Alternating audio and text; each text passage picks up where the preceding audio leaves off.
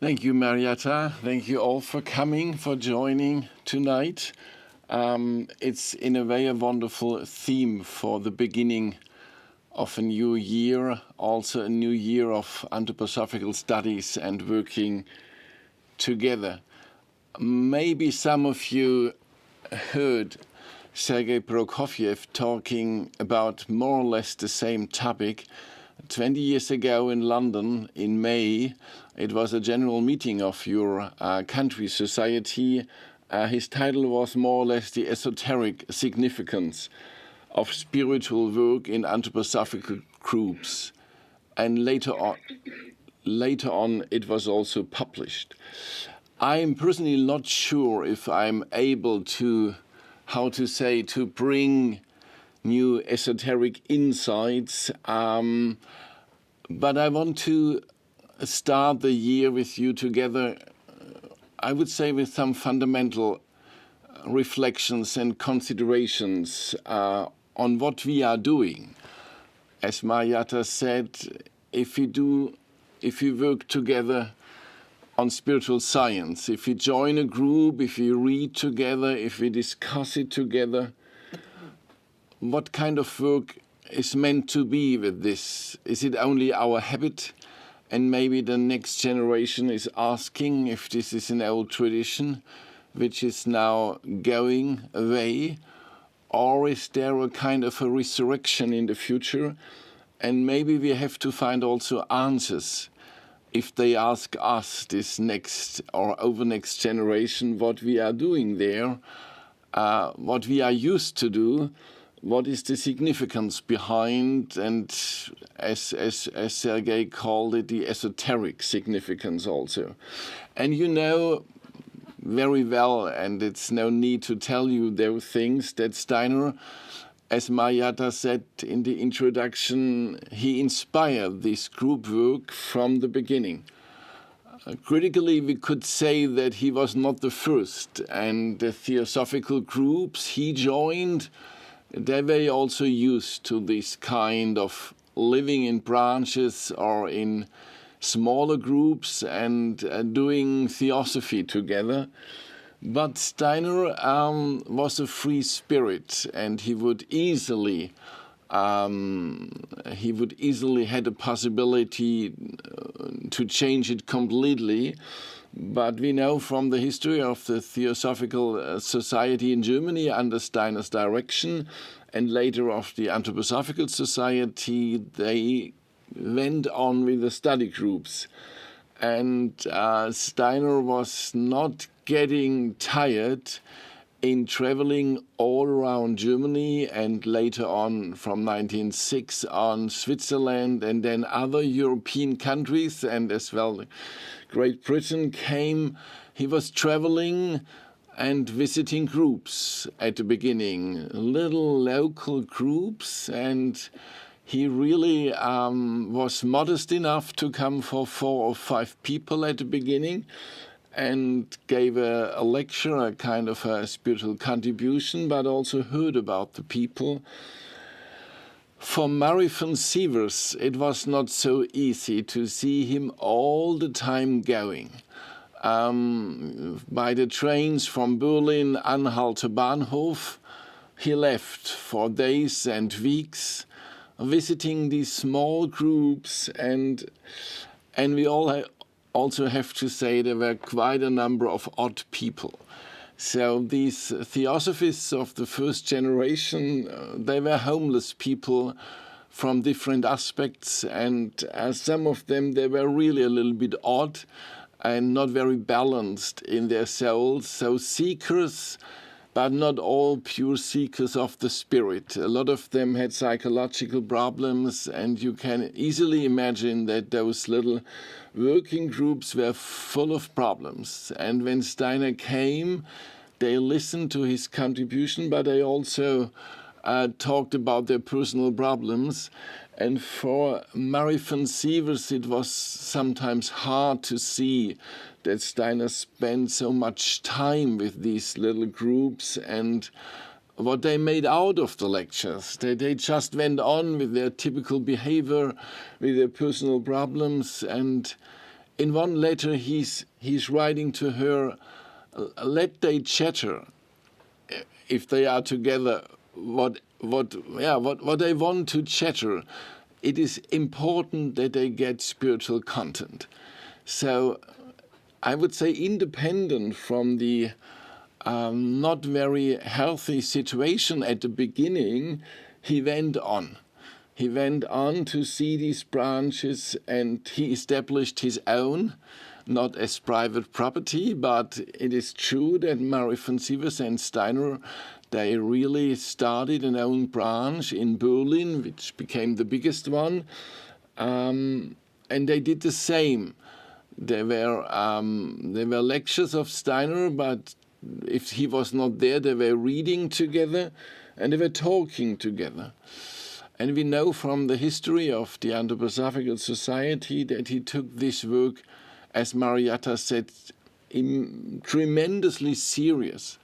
So if there was a new branch founded somewhere, he came to this ritual, to this kind of a new foundation of a branch. This was an event in the Theosophical Anthroposophical Society.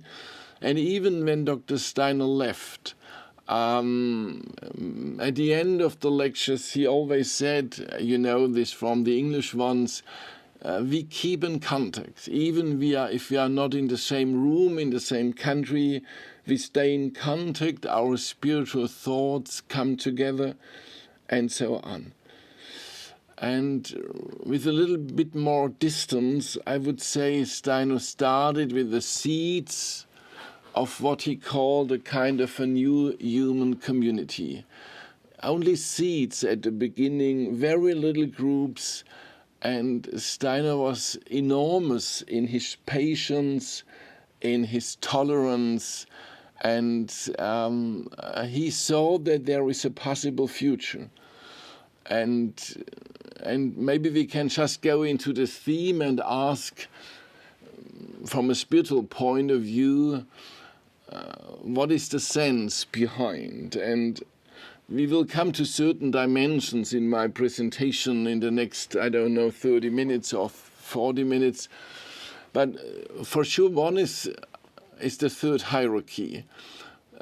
So the question that, as Steiner said in many of his anthroposophical lectures, mankind lost the connection to the angels, to the archangels, and to the archai. So there is such an enormous distance now from the lowest of the hierarchies, closest to human beings, It never happened before in history of mankind that those spirits distanced or had to separate from human beings to such an extent. And this is a very risky and a very dangerous evolution. It has to do, of course, with the dark 19th century, with all these developments we know from natural science and technology, that mankind became so fixed on the materialistic plan of civilization that there is really heaven gone. Heaven is gone, but not only in a metaphysical general sense, but these spiritual hierarchies had to distance themselves. And in a way, it is a mutual relationship. Of course, I would say more or less human beings need angels, and angels don't need human beings in a strict sense. But from the other side, as Dr. Steiner said it in one of his many lectures, when Christ incarnated and combined with the Earth planet, this was a very serious and even tragic experience for these spiritual beings, that he became human and remained connected to Earth. And since then, if I summarize it very shortly, Steiner said, since then, angels and archangels and other spiritual beings They are waiting if something is happening on Earth to reconnect, because they lost, in a way, partly the Christ being. So the bridge to human beings has for them something to do with bridging to Christ, when Christ became human. So in a way, I only wanted to say that also angels, they wait for human beings, and they are partly dependent on what is going on Earth. They haven't been dependent 3,000 years ago, but since the mystery of Golgotha happened, there is a mutual relationship and a mutual, seeking for. And that this relationship to human beings was almost lost. It was necessary for the further evolution of mankind that there is a reorganization of this important relationship for the futures. And as Dr. Steiner mentioned in many of his lectures, the angels have a very strong connection to human thinking, and also to ideals in thinking, idealistic thinking. As far as we are able to create idealism in our thoughts, there we come closer to the angels and the angels to us. And as far as the angels are connected to human thoughts, Dr. Steiner said, as close are the archangels related to the human language. And as much as idealism is living in language, that means that we also try to speak in a good way, in a beautiful way. That language is an essence, is something out of the essence of beauty. It is preaching to the archangels, a very important connection.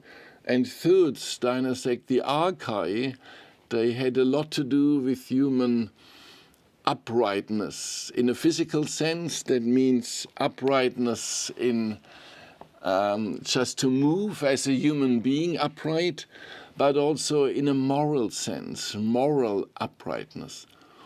And I think we all know anthroposophy to such a degree that we can easily see that we are supported by anthroposophy in our capacity of idealistic thinking, of developing language and speech, and to gain an upright position by eurythmy, but also in a moral sense.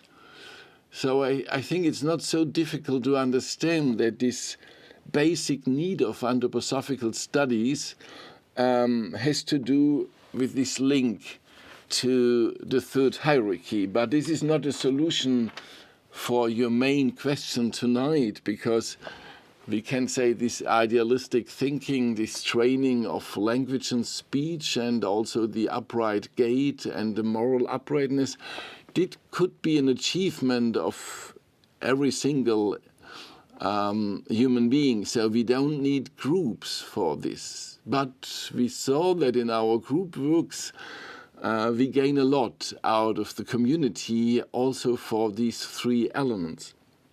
Now, Selg reminded in his London lecture 20 years ago to an almost unknown lecture Steiner once gave in Berlin, when he said in Berlin, it was in 1908, in June, that there are group souls waiting for human beings in the spiritual world. Group souls, Dr. Steiner said, which are not really linked to a specific group. They are not in a way of the old communities, but they are waiting for the new communities. So in this lecture, Steiner mentioned that there is a kind of awaiting, seeking element. He only said he didn't name a concrete hierarchy, but obviously he's talking about the third hierarchy as well. That there are souls waiting for human beings, in contrary to the old group cells, they wait for new groups, Dr. Steiner said, not founded by blood or by old bondings, but for new communities, and if they form, there can be a free cooperation with them. So in a way, elements or entities of the third hierarchy are really waiting for the formation of these new communities, but they need, as Dr. Steiner put it, a kind of radiance of feeling. So these groups are forming on Earth in spiritual activity. They need a radiance of feeling, not only thinking together, but also a kind of a harmony of feeling to form. And in this lecture, Steiner said this will be an enormous part of the future, these new communities for the future and the descent of these waiting group cells. They are really kind of they really descend from the spiritual heights closer to human beings, as far as from below there is the needed activity. So Steiner is pointing a little bit in this way that there is a new connection, but not only in general, but also specific, and mainly fostered by groups. Not only, but an important factor. And the third element I want to mention, and then coming to the Christmas conference, most of you know this wonderful lecture Dr. Steiner gave on February 27th, 1923, so his 62th birthday, but it was a difficult one because it was 8 weeks after the destruction of the Goetheanum. So it was all burned down, and there were a lot of critical meetings, our society meetings, but in a way, Steiner said, maybe you know this all better than me, after the destruction of the Goetheanum, which was really no accident, but an intended destruction by the counter forces, Steiner was not talking about counter forces. He only talked about the protecting anthroposophical society who failed to protect. So his focus was the society. The society, the lacking society, the deficiency of the society, the anthroposophical one, in defending, but not by weapons, but by consciousness. You know it from the lectures he gave in England. He said quite often, we totally underestimate the power of the counterforces. Anthroposophy is not liked. If we think that we should be popular in the public media, or if we are shocked that we are so negatively shown, he said we shouldn't become naive. So there are important forces in this world. They don't like anthroposophy, of course. And in a way they exist and they destroy. But the main question for us is, how do we form a society which is able to carry a Goetheanum, to protect a Goetheanum? And now we failed. And in these critical discussions, not very easy to read, these conferences in Stuttgart, with the responsibilities, with all these involved people, in his birthday contribution, Steiner talked about what we heard now very often in our anthroposophical branches, about learning to understand the spiritual world by awakening to the soul spirit nature of the other ones. So this motif, it was quite new at this time, the awakening to the soul spirit of our of our brother in the branch or of our sister. So the awakening soul to soul, spirit to spirit. Steiner declared it as the only path for a true understanding of anthroposophy. He said the true understanding of anthroposophy needs this working together, experiencing how anthroposophy is living in the other one, not in myself. I mean, of course, hopefully also in myself, but to see it, to experience it full of life in the other one, this brings us closer to an understanding what anthroposophy is. Because usually we think in meditation, in our inner deep path, this is the true encounter, and partly it is true. But partly I think it is also a matter of our experience that we sometimes need to encounter in the outer world the inner world. So in the outer world, the inner world, and it's a mystery of being incarnated that you know my voice, but I don't. And you see my face, but I don't. Only if I gaze in a mirror, but this is an artificial situation. The normal situation, we are not the one seeing ourselves, perceiving ourselves. And this is maybe also a little bit the case if we ask the relationship to anthroposophy. Anthroposophy as a spiritual being is hopefully living in us, but to encounter it in a way we need the other one. But we don't use the other one or abuse the other one, but need it in the sense of being together. So Steiner said wonderful words in this lecture about this awakening process as the path for true understanding of anthroposophy and forming a spiritual community. And he said also in a wonderful way that that the space we share, where we meet to read, and it's not always London Steiner House, which is most beautiful, but London Steiner House is only in London, and in some other English and other cities we don't have such a Steiner House. But Steiner said, independent of the atmosphere of the room, it will change, because the shared reading and talking about anthroposophy is is a kind of sanctifying the place. So it's becoming sacred place by our spiritual activity, by our shared reception of anthroposophy, by our spiritualized feeling. So a real spiritual being can be present, or better to say, we allow it to come. So it is present through our joint work. So we realize the supersensible in a way. And this lecture became famous also because he used this terminus reversed cultus.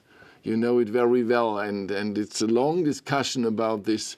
The cultus, which we see in the religious sphere, as in the Christian community or in other religious community, they have the cultus, and by the cultus the spiritual beings are present in a way. And Steiner said there is another way, which is not the cultus, which is coming by our spiritual activity together, that we, in a way, we don't ask them to come, but in a way we allow them to come by our joint activities. And so insofar it is another way, but it is complementary to this way.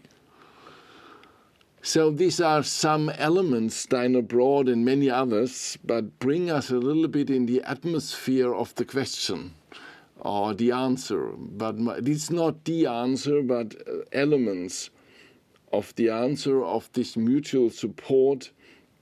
And I just want to add a little more familiar thing. We shouldn't underestimate, I think, if we talk about the spiritual and the hierarchies and the waiting group souls, and we should never forget that it's also a social community. People belong to each other, and I think the history of our branches are also histories of enormous support, social support. And for a lot of human beings in the history of the Anthroposophical Society, this was their new homeland.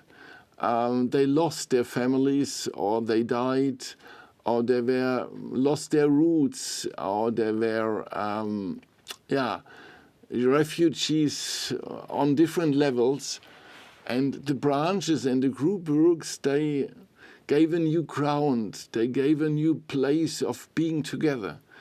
And I don't think that we should underestimate in the history of the Anthroposophical movement how these new communities, they have this kind of connection to the spirit and maybe to the third hierarchy. But first of all, they have a connection to each other because they know each other. They get to know each other by spiritual activity. This is a very wonderful thing, that we know each other not by our old history, not by our family bondings, not by our national and ethic or religious convictions, but also we come together because of anthroposophy, and we come close together. And the Goetheanum is for me, since many years, a very wonderful place beyond all crises of the society and the leadership, because it's the only place on earth where 1,000 farmers can meet each other in 1 week, or 700 doctors, therapists, or now we are waiting for the kindergarten people to come worldwide in March, in April.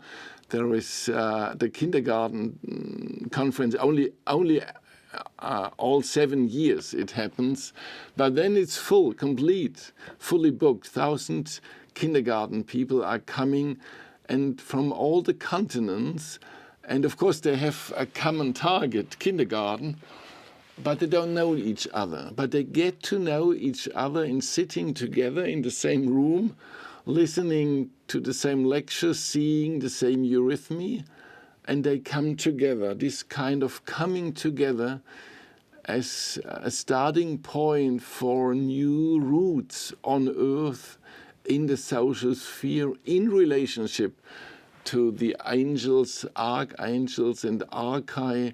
I think we should never forget, beyond all criticism, that this was wonderful in the history of our society. And just before Christmas, we were able to bring a new book out. It was for one single branch. In St. Gallen, some of you will know, there is a very old monastery in Switzerland with Irish Scottish roots by St. Gallus. And the branch was formed in 1996 in January by Rudolf Steiner. It was the first Swiss branch in St. Gallen, very small. And this branch foundation meeting, a handful of people, they were gathered in a photo studio of a photographer of St. Gallen, Otto Riedmann. And this is still the place. It is still the place because Otto Riedmann became the branch leader, and later on his son. And when the son died, Oskar Riedmann, he gave the house and the whole property of the family, he had no children, to the branch. So still the same house of this man is the meeting point after 100 years, more than 100 years, because it was started in 96. And now I made a book which contains all the lectures Steiner has ever given in St. Gallen, which are collected in stenograph, but also all the meditations he gave there, because they have a branch book. This is the family book of the family Riedmann, and Dr. Steiner always lived in the house when he came. And he not only inscribed his name in this book, but most often a meditation. So we have the book with the lectures and the meditations and the documentary of Steiner's relationship to this very spiritual place, St. Gallen. And it was touching for the members of the actual branch. It was touching for the author and for the Swiss society who helped economically that this book was done. And of course, just another book and too many books and a small number of readers. But a golden book of anthroposophy, I would say, because it is all is a lot of destiny inscribed in this golden book of St. Gallen. And this is only one of these examples of local activities, spiritual activities. But if I come now in the last part to the Christmas conference, I don't think that we should ignore the fact that this wonderful part of our anthroposophical society and community has also, how to say, a critical other side, because Steiner reinforced these branch activities, but on the other side he was also disappointed not by the spiritual work which was performed or done in these working groups, but that they ignored the exoteric task. So it started when Steiner said, yes, I will come to see your branch or to a little working group, but I would love if you organize also a public lecture if I come to your city. And in fact, this was always the case, that Steiner gave an esoteric lecture, or better to say a lecture for the friends of anthroposophy or theosophy, but he expected that they organize a public lecture. And they bring the posters to the newspaper and the advertisement, that they rent a room. And most of them, they were not interested. They wanted to have Steiner for themselves. And they didn't see any reason in going to the public. Because some of them said, you know, the public or the outer people, they have no spiritual touch, or they are not interested, or they are just stuck in materialism. But Steiner wanted to go to the public. And then in some of the letters to Mary von Sievers, he's saying, you know, and those members, they don't come to the public lectures. Even if I do them in their own city, they don't come because they think it's only for the beginners. And then he's writing in some of the letters, there was more spiritual content in the public lecture than in the internal one.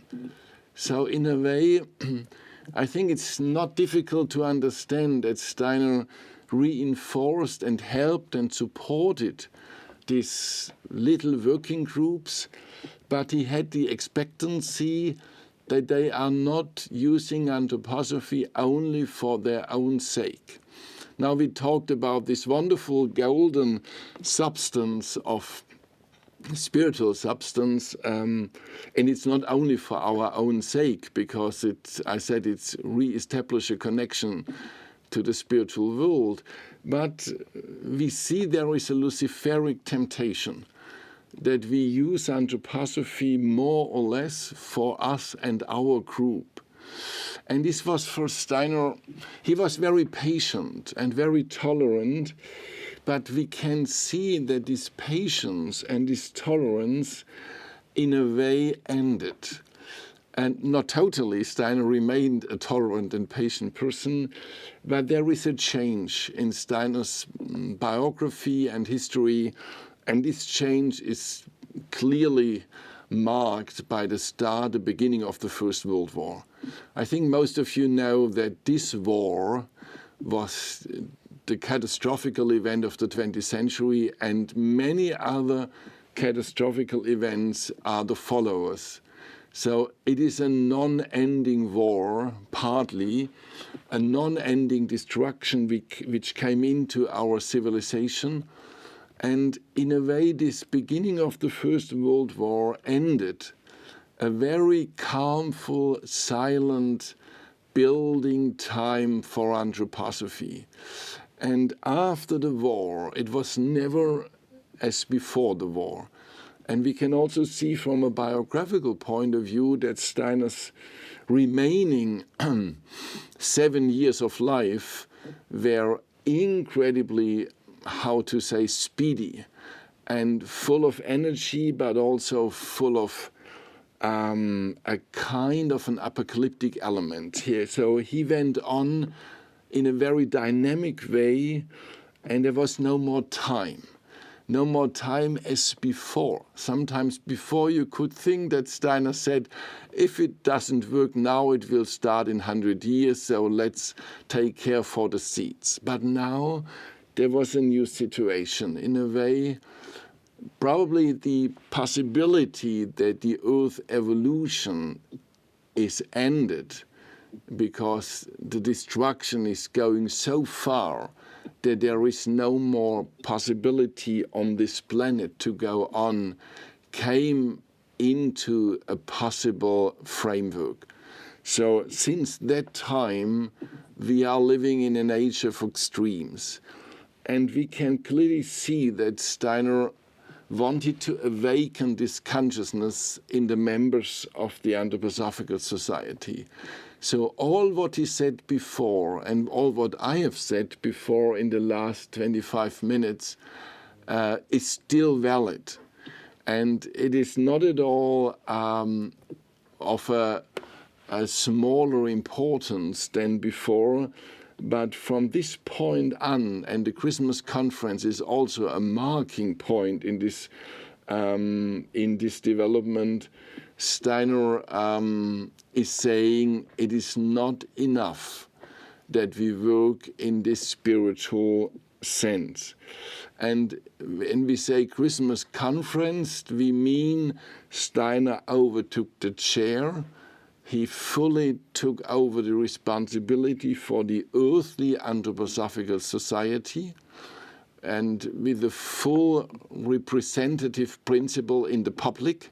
He was no more the spiritual teacher, independent from the society. Now he was the responsible person for the earthly Anthroposophical Society. That means in the middle of also a public responsibility. And we know that he opened the School for Spiritual Science, that we came with the leading thoughts and with the Karma lectures. And especially in the Karma lecture, it was easy for us to understand, and it is still not difficult to understand, that the main intention of the Karma lecture was to show what is the responsibility of the Anthroposophical Society. It's not about karma only. It is not about individualities in world history. It's about the karma of the society. So the long story from the Michael school in the Sun sphere over the Michael cultus in the beginning of the 19th century to the earthly Anthroposophical Society, the preparation after such a long time to overtake anthroposophical responsibility on Earth. And especially the cultus at the beginning of the 19th century, the Michael cultus, was an element of overtaking responsibility, because no more the disciples were just listening to Michael, they were performing their own imaginations together. So this image of the Michael cultus Steiner brought in the Karma lecture is an image of carrying responsibility together, first of all in the spiritual world, but out of their own activities. And he said, you know it, probably all, he said, in the Michael school in the Middle Age, we became seekers for heavenly anthroposophy. There was a kind of an urge for anthroposophy in those souls who attended the Michael school in the Sun sphere, 14th century after Christ, and so on. But then those who participated in the Michael cultus at the beginning of the 19th century, there was an urge for the Anthroposophical society. Not for anthroposophy, they had it before, a heavenly anthroposophy, but now the society. So it was a commitment to incarnate together, to take over the responsibility for the Michael impulse on Earth. That means, yes, to go on with study groups, and very important, and maybe you remember also one of these karma lectures, the one in Arnhem in July, when Steiner talked about what he called there this kind of powerful spiritual storm, when he said in the 15th century, the first hierarchy decided to bring the substance of cosmic intelligence to the central nervous system of human beings. He said from this point on, human beings became beings centered in the head. But it is not a negative association, Steiner said, in a way. When intelligence, cosmic intelligence, entered the central nervous system, human beings became thinkers in a new way. And we should never forget that if we do study work together, and if we read together and discuss it together, it is by the central nervous system. It is not only our central nervous system, and I hope that the heart is always resonating what you are talking and thinking, and also in this Zoom lecture, but mainly it's an activity, first of all, of our central nervous system. But it is a deed of the first hierarchy that this cosmic intelligence became a relationship to the central nervous system. So in a way, what is our task in anthroposophy? To understand more and more spiritual wisdom, to think it, to bring it into thoughts. This is the precondition is made by the first hierarchy in this 15th century, which is the beginning of the consciousness soul area. So Steiner brought this in a karma lecture. That means he, in a way, indirectly, he supported, go on with your anthroposophical study work, but now that you do it, or you are able to do it, because it is the will of the spiritual world, of the first hierarchy, that you are able to think it through. But not only to think it through, we know from the letters to the members and from the leading thoughts that Steiner said what we need now from the Christmas conference on, and this is my last point, is a new relationship to anthroposophy itself.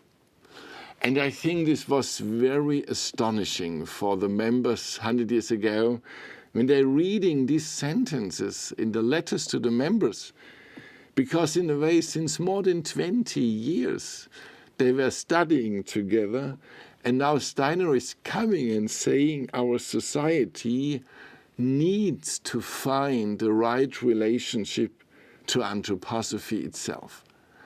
In a way, maybe they were really disappointed, these old members of St. Gallen and the other branches, because they tried so hard to study together since so many years, and now Steiner is coming and saying there is more needed. So study work, yes, but there must be more life in our studies. A new anthroposophical life must enter our anthroposophical society in our reception of anthroposophy. We have a lot of literature, he said. We have a lot of books. We have a lot of lectures by Steiner. But now we have to make this existing literature to our own spiritual property. He never said ignore the books, ignore the literature, but we have to find a new relationship to what is already there in our literature, what is already researched. We have to find a new connection as anthroposophical society to the existing anthroposophy. So this was a tremendous point when Steiner brought this point. And how did he mean it? I would say there are at least 2 points, and you all know them very well. We are maybe standing in front of the collected works in German or in English, and there's so many books. And who of us can proclaim, can pretend that he's knowing what is in this book? But personally speaking, for me, being a medical student at the beginning of my medical studies, it made me in a way, I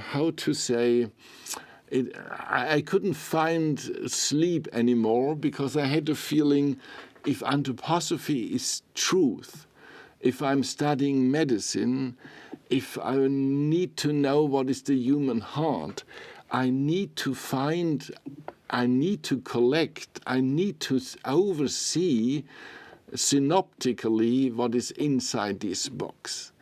And this was very difficult for me as a student, because so many lectures by Steiner, so many books, how to bring it together.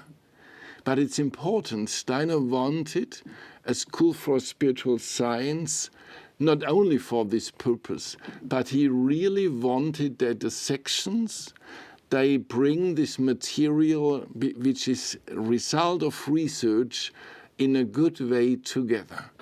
So what Elisabeth Frede did for astronomy is that she was reading and researching, first of all of Steiner's lectures about the topic, and work it through and bring it together with exoteric astronomical science and made it accessible to the members. We are, of course, overburdened by such a task as normal human beings, but Steiner wanted to have it done. So not only saying, oh, there are many lectures, there are many books, but I can ignore them. No, from a scientific point of view, you can't ignore it. There must be an activity to bring it together, to read it together, and because then it is coming to an enormous important result for our civilization. A new theory or practice of what is the human heart organ has consequences for medicine. But first of all, we have to oversee it, to bring it together synoptically, as I said. This is maybe more a task for a school for spiritual science and for specialists. But it has to be done.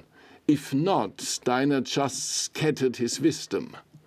And why he did it, it's another question. Why Steiner gave so many thousand lectures instead of giving one lecture about the human heart, which includes all his wisdom, he never did.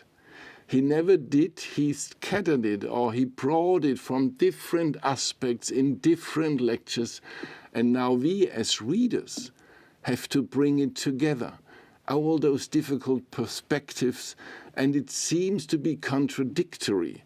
But if we understand from which perspective he is describing, they are getting complementary.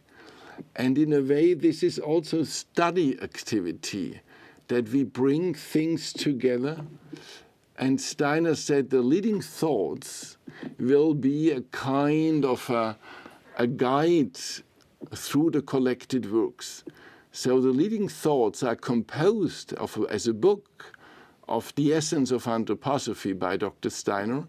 And he said if the groups are working on the leading thoughts, it is not so difficult for them to find more details in the Christological cycles, in the class lessons, in the other lectures, in the medical lectures, but we need a kind of a guide. And the leading thought should be a kind of a guide through the collected works, but collected works is not a good expression because it's not a question of books. It is more a question of research in anthroposophy. Steiner did a lot of research in anthroposophy and brought it in lectures, sometimes in books.